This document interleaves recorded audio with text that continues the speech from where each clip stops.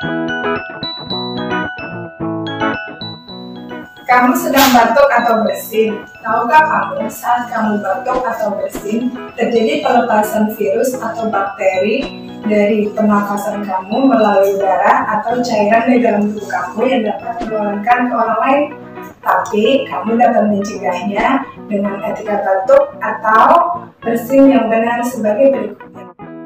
Jika kamu batuk atau bersin, kamu harus menggunakan tisu atau sapu tangan untuk menutup area hidung dan mulut kamu seperti ini. Jangan lupa buang tisu ke tempat sampah.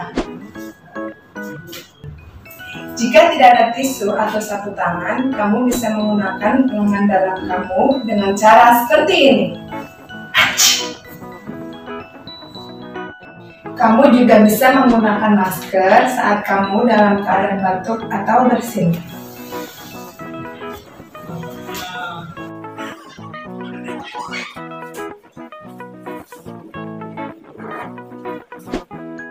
Setelah itu, segeralah cuci tangan kamu menggunakan air mengalir dan dengan menggunakan sabun atau bisa menggunakan cairan antiseptik yang berbasis alkohol.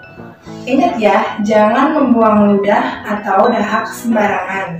Dengan menjalankan etika batuk dan bersin secara benar, maka kamu ikut membantu mengendalikan infeksi di sekitar lingkungan kamu.